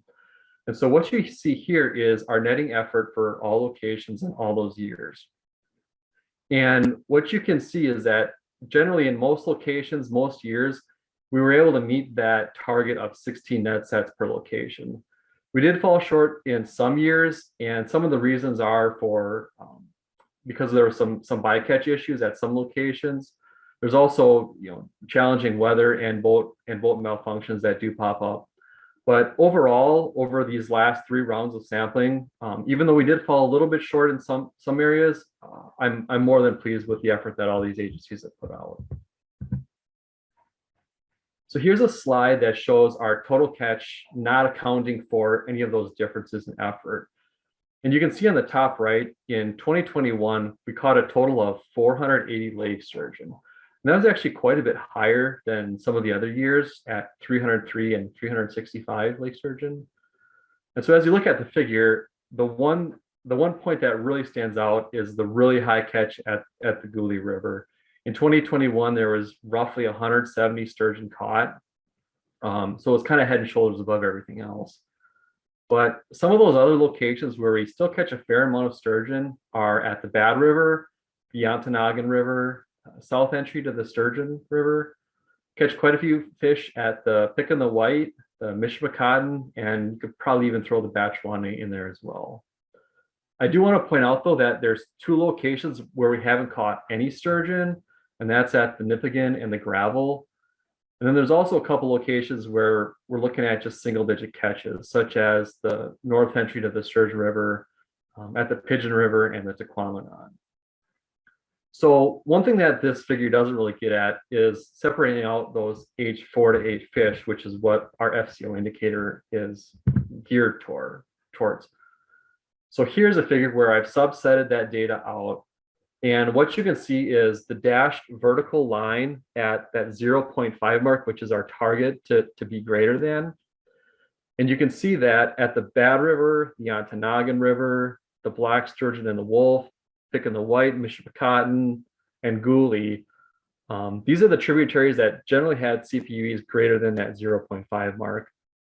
There's a couple other tributaries such as the south entry of the Sturgeon, the Cam River, and the Batchwana that had a year or two that were, right there or greater.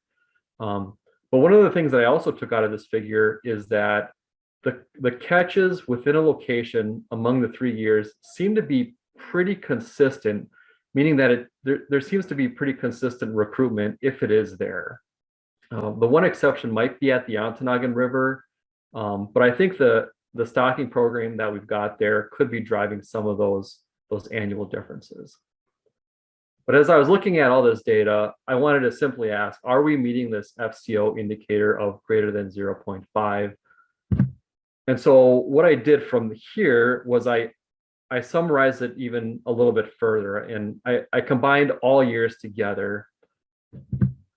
And just as a reminder, here's the current populations, the extirpated and those stock populations, just as a reminder again. And all these locations that have a check mark are the locations where we had total CPUE greater than 0.5. There could be an argument made for Batchwana, but its upper confidence limit was right at that 0.5 mark. So I did give it a check mark anyways. But one of the things that you might notice is that some of these locations where we have current populations didn't quite meet that 0.5 mark, such as the St. Louis River, both the north and south entry to the Sturgeon, the Cam River, and the Nipigon. And one of the things that some of these tributaries have in common is they've all got large estuary areas where we actually don't sample with the index survey. So the St. Louis has a large estuary area. The Sturgeon River empties into Portage Lake and the Keweenaw Waterway.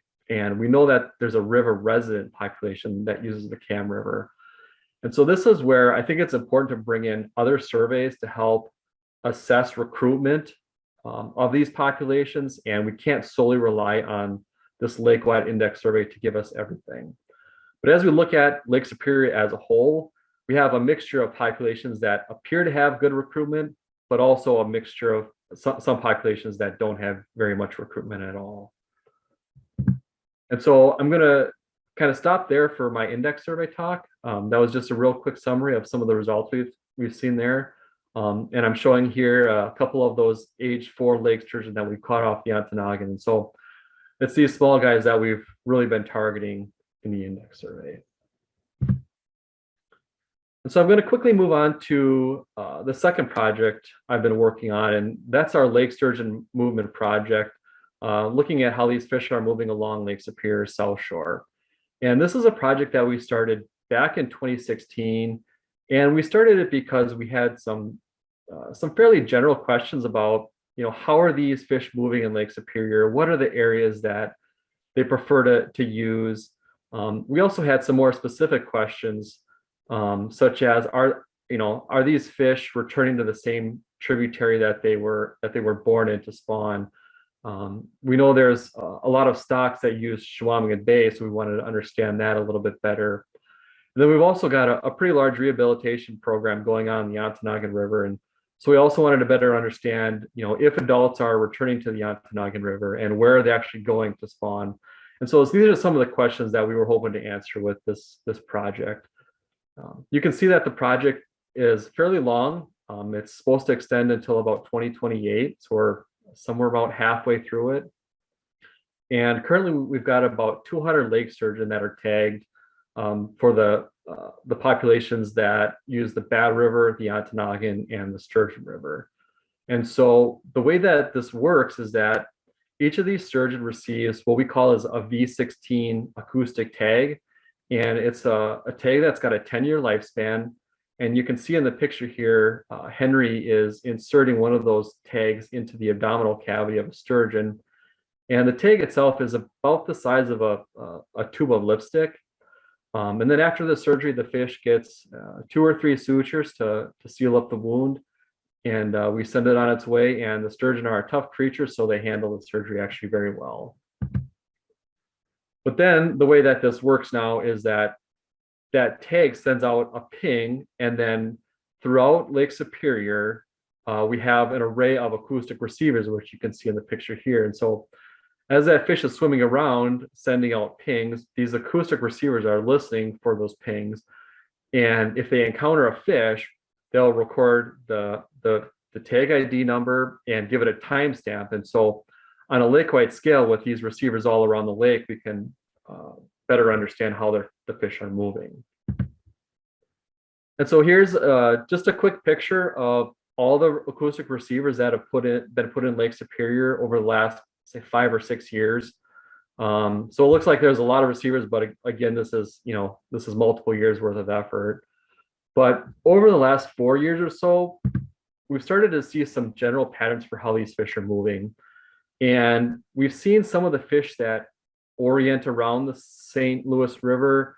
They tend to move between the St. Louis up into the Apostle Islands region, using Chequamegon Bay a little bit. We've seen fish tag from the Bad Rivers and the Ontonagon Rivers. They tend to use the shoreline between Chequamegon Bay and I'll say about the north entry to the Keweenaw Waterway. And then fish tagged in the Sturgeon River really prefer to hang out in Portage Lake and the Keweenaw Waterway. They will enter Lake Superior primarily through the south entry and use Keweenaw Bay. It's less common that they'll enter Lake Superior using the north entry, but fish still do that. So these are just some really basic generalizations. And of course, there's always fish that don't like to follow the mold. And so I'd like to show you a couple of animations that I put together for some of those really cool movements that we've seen over the last couple of years. So this first one I'm going to show you is a fish that we tagged in the Bad River. And this little snippet is from April 2017 to July 3rd of 2017.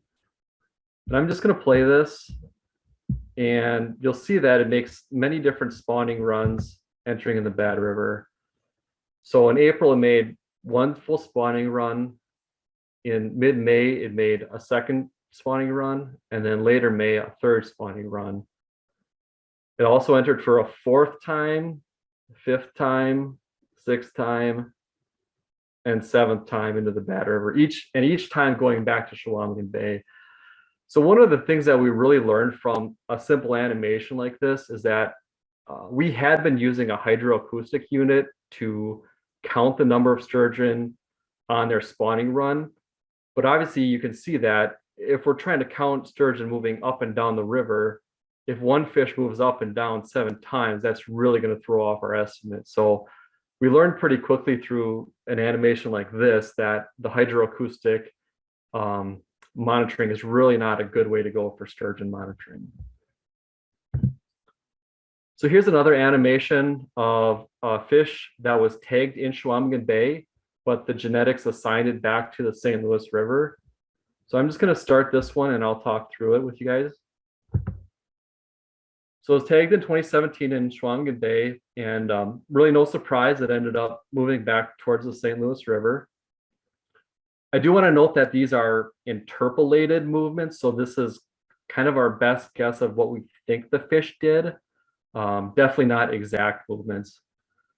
But you'll see in 2018, it started to move somewhere up along the North Shore. And then you'll see there's a receiver towards the head of Black Bay and Thunder Bay. It bounced off of that one and then quickly made its way all the way down to Whitefish Bay. You'll watch this sturgeon kind of bounce around Whitefish Bay for about a year or so. And then one of the last arrays that it ended up pinging off of was the array off of Au Sable Point near Grand Marais, Michigan. And that was our last known detection. So pretty interesting that this fish kind of made the Lake Superior circle tour. And we'll see where it eventually moves to in the future. I'm hoping it goes back to the St. Louis River, but I guess time will tell. And this last animation I'm going to show you is a fish that was tagged in the Sturgeon River during the spawning run. And it was tagged in 2016. Start this. And so the first 3 years that it was tagged, it really didn't go anywhere. It basically stayed in Portage Lake and the Keweenaw Waterway. And so this clip is basically from 2019 into early 2020. You'll see it entered Keweenaw Bay and made a rapid movement out to Isle Royal, pinging off the Grand Portage receivers. And during the cold water winter months, it ended up moving down towards Chequamegon Bay, where we know a lot of lake sturgeon overwinter.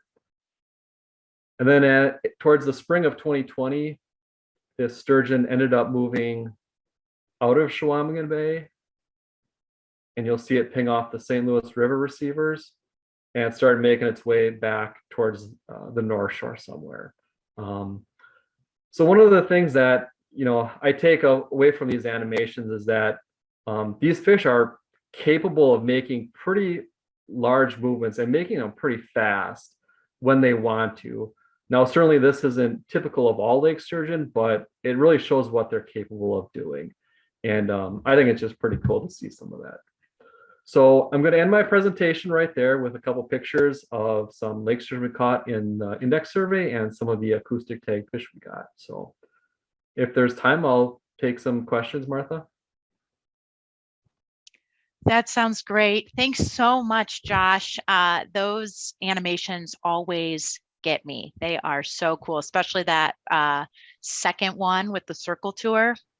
Incredible how fast that those fish can move over great distances. Yeah. Well, I don't see any in the chat or anybody raising their hand, but I do have one. So you mentioned that hydroacoustic, maybe isn't the best way to go. Is it still in use? Because you mentioned the issues with the methodology and then perhaps the subsequent overestimation, especially with fish that typically, except for those outliers that we saw, hang out in the same area. So if somebody's going back inland 7 times, that would be an overestimation of, 6 fish or something like that. So is it still in use? Yeah, so after we kind of realized that these fish are making multiple spawning runs, and we did discontinue using that hydroacoustic equipment. And on the Bad River, where we were using it, we have been doing traditional mark recapture and using some models to estimate the total population size there. And so the two numbers just were not lining up. They just didn't make sense. And so when we looked at some of these animations, it's like we're going to have to stick with our traditional mark recapture methods to estimate population size. So we did discontinue use of the hydroacoustic equipment. Makes sense. Great. And then we do have a question from John in the chat. What are the optimal properties of tributaries for sturgeon spawning? Yeah, so some of the areas where we see sturgeon spawning, it's generally very rocky, cobbly, large boulders, and the water's moving very fast. You can stand in the water if you're in waders, but it's tricky. It's moving very fast, and it's surprising that a sturgeon that's 6 feet long can hold its position in water like that. But that's where they're at, and there's some pretty well-known spawning grounds in the Bad River and the Sturgeon River. And I had mentioned we're looking for some areas in the Ontonagon system, and we are seeing a little bit of sturgeon activity in the west branch of the Ontonagon River, which is right below Victoria Dam. And if you've ever been up into that area, again, you'll know it's very fast water, very rocky. So that's kind of what they're looking for. in spawning areas. And sturgeon spawn at around 12 degrees Celsius. Excuse me, yes, 12 degrees Celsius. So that's about when they're spawning, is kind of in that April, May, maybe very early June. Well, unless there are any other questions, we are a couple minutes after 8. I'd like to thank Josh and all of our speakers for giving us their time this evening. It's been a great host of presentations, a lot of information, a lot of data, and we are so grateful. So thank you from the bottom of our hearts from Michigan Sea Grant and MSU Extension to all of our speakers and to all of you who came and listened in to these presentations tonight. I would love to give a plug one more time for the survey that'll pop up as you leave the Zoom room here. Just a couple minutes of your time can help us plan for years to come, and I'd be so appreciative. But with that, I will say thank you to all and have a wonderful evening. Safe travels if you're out on the road, and everybody take care.